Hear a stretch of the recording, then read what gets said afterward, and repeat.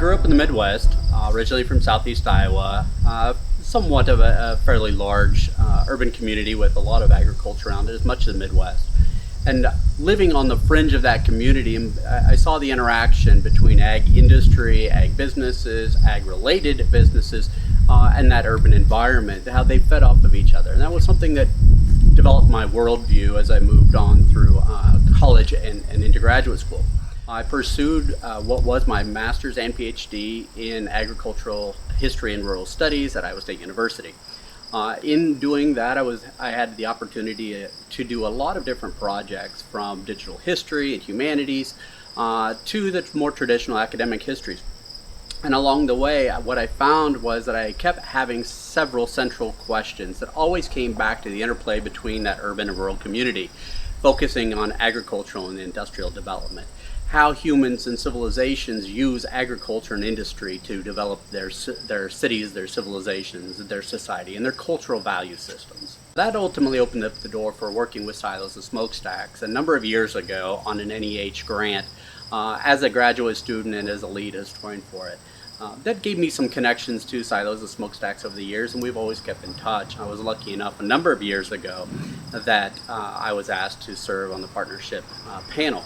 And doing so, then getting out and visiting all of the historic sites that we have in the heritage area, and it's something that I've found as almost infectious. It's fascinating to me to not only get out and meet with the people and hear their interpretations of the story, but see how their stories have changed over the years.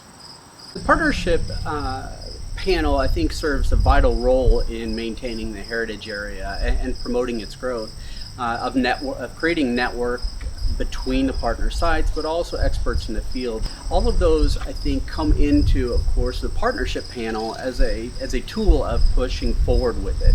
As we see agriculture change, bare essence and the values or the sort of cultural aspects of it, I think, are always going to remain relevant and maybe static, but the storytelling and the techniques in telling the story to promote that, I think, are changing rapidly around us.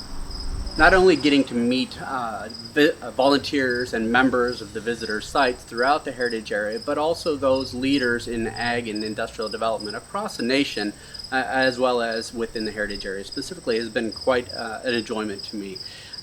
Understanding just how many people it takes to keep that story going is phenomenal to me.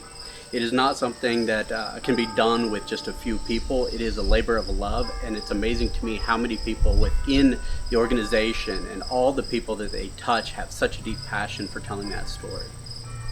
I think it's an exciting time for Silos and Smokestacks as we move toward seeing renewal of the heritage area. It's an opportunity for us to revisit partnerships from our legacy or our long-standing sites, but also begin to maybe open up a new door in storytelling or the way in which the story is told. Working with multimedia perhaps, greater news awareness, but also being able to continue pulling in more and more experts and individuals who are just dedicated to keeping that story of agricultural and industrial growth of our Midwest alive.